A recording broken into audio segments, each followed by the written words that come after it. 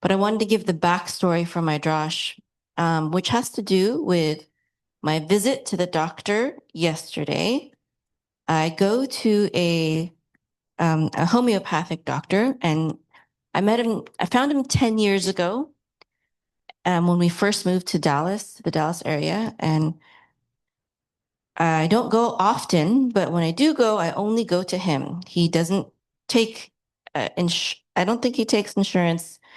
I think he only takes cash. I think if you have an insurance, you have to file the paperwork yourself, and the insurance it reimburses you directly. But it doesn't matter because we don't have insurance anyways. But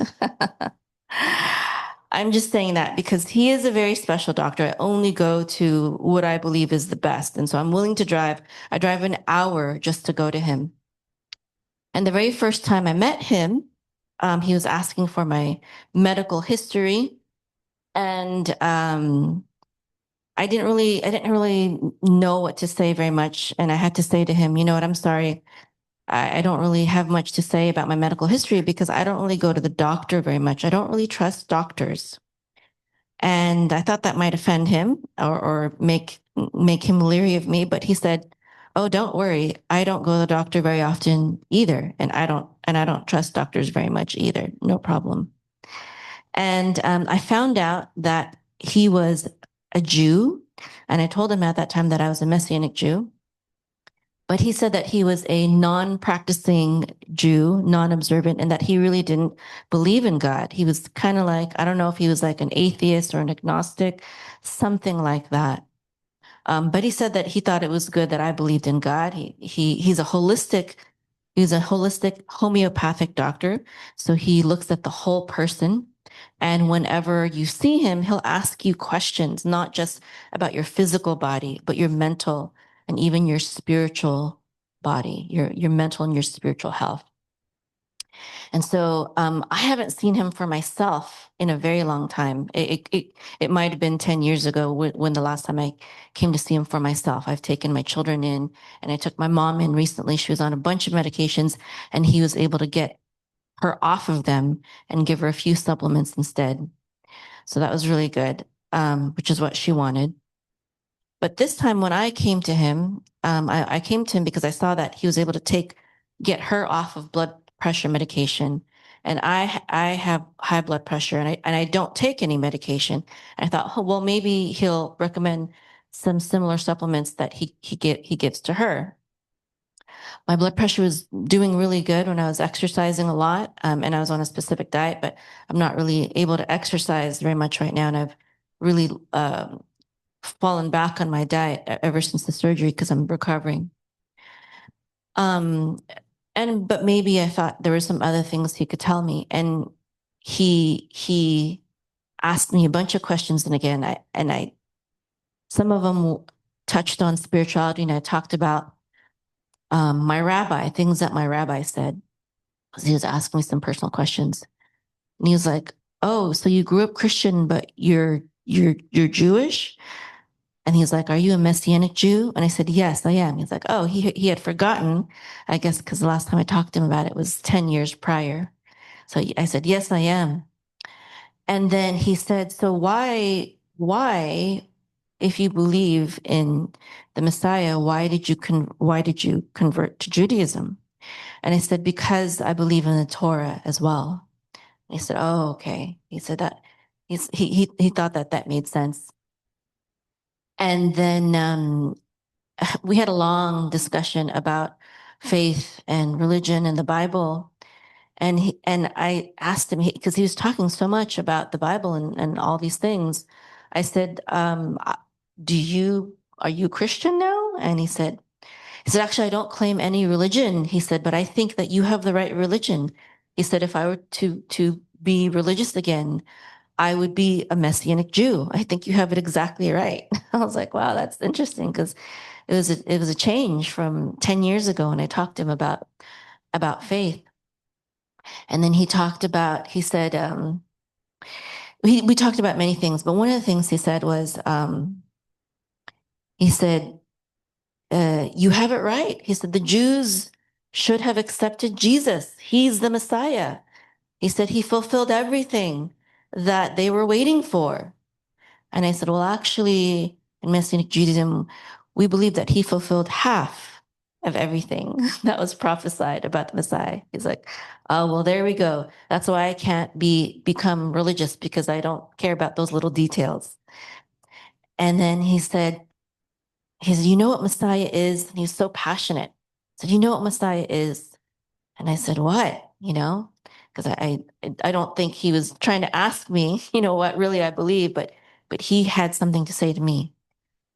And it was related to the health questions that he was asking me, because he was asking me about, do you get mad? Do you ever get fiery mad, hot mad? And I said, yes. And he said, do you worry? Do you have fears? And I said, yes. And I was talking to him about that, because it's all part of holistic and homeopathic medicine, these types of things.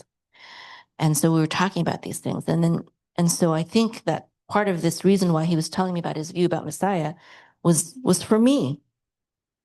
He said, when Messiah was dying on that cross because everyone was persecuting him and accusing him of things, he said, forgive them, Father, for they know not what they do. He said, this is Messiah. And I said, wow, that is a very good reminder.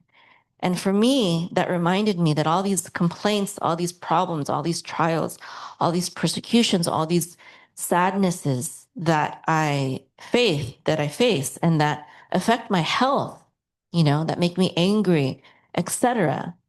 If I were only to be like Yeshua, instead of getting angry, instead of getting, sad. I mean, he did get sad, he did get angry, but ultimately his heart was, forgive them, Father, forgive them, for they know not what they do. That this is the key to peace and to relieve our stress and to understanding that God is ultimately in control.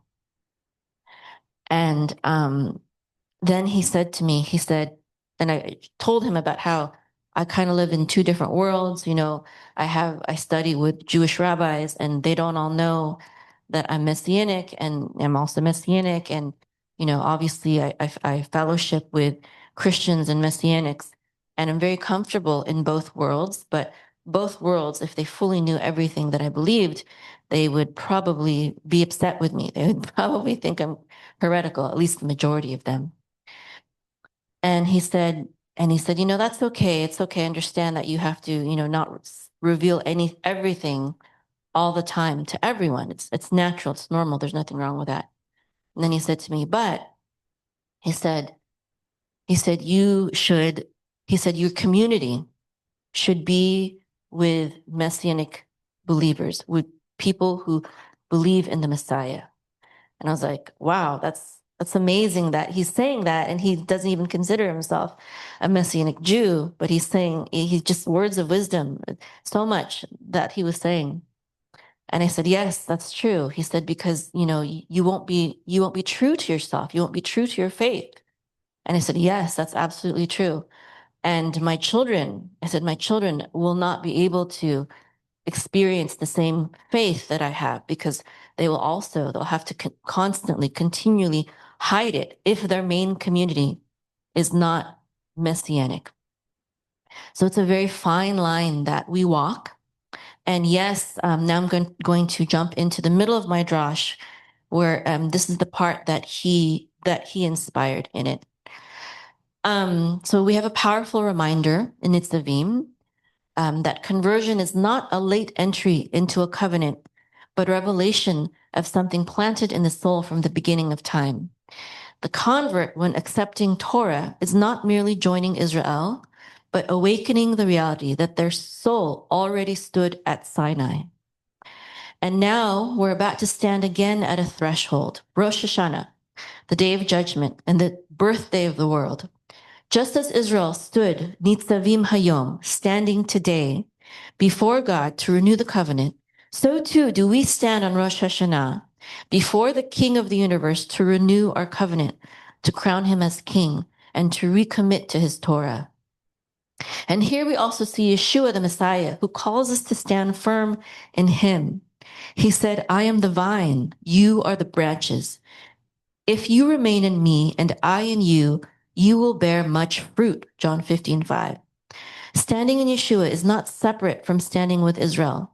It is the deepest fulfillment of the covenant, where Torah is written on our hearts, according to Jeremiah 31:33.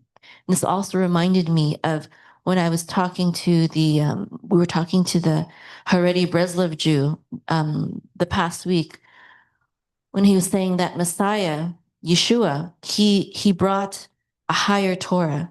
And this is what many Hasidim believe, that the Messiah will bring a higher Torah or a higher understanding of the Torah. Yet we must also make clear that we do not stand against Jews and we do not stand against Christians. Our calling is not to divide, but to unite. We stand as a bridge, longing for the day when the children of Jacob and the children of Esau will again come together in peace, just as Jacob and Esau came together to bury their father Isaac. Genesis 35:29. In that moment, two estranged brothers were reunited in honor of their father. In the same way, we yearn for Jews and Christians, children of one God, to come together for the glory of our Heavenly Father. This vision of unity is also rooted in Yeshua's mission. He said, I was sent only to the lost sheep of the house of Israel, Matthew 15:24. His earthly ministry began with Israel to call the covenant people back to their king. But prophecy and midrash remind us that from before the creation of mankind, the plan was always greater. Midrash Bereshit Rabbah 1:4 teaches, 6 things preceded the creation of the world. Some were created, and some arose in thought. The Torah and the throne of glory were created. The patriarchs, Israel, and the temple, and the name of the Messiah arose in thought, as it is written, before the sun was, his name is Yino, meaning enduring forever. In other words, the Messiah was not an afterthought. His mission was inscribed into creation itself. God's plan from before the foundation of the world. As Isaiah prophesied, it is too small a thing for you to be my servant to restore the tribes of Jacob and bring back those of Israel I have kept. I will also make you a light for the nations, that my salvation may reach to the ends of the earth. Isaiah 49. Thus, Yeshua's ultimate mission is for the salvation of all peoples, Jew and Gentile alike, so that all nations may stand together before the Creator at the end of days. So when a Jew by birth or a convert stands before God on Rosh Hashanah, we are not isolated individuals. We are souls tied to Sinai, tied to Messiah, tied to the covenant. The shofar we blow awakens us to this truth, that from Abraham's seed and from the nations grafted in, we are one people called to stand, repent, and return. In conclusion, Parshat Nitzavim teaches that the covenant is not limited by time or birth. It embraces every Jew and every convert, past, present, and future. On Rosh Hashanah, we step again in that moment of standing, with Yeshua our King, not against Jews or Christians, but as a bridge between them, praying for their reunion under our Father's glory. In him, the covenant of Sinai and the promise to the nations find their perfect harmony. I'm going to switch over now to Spanish.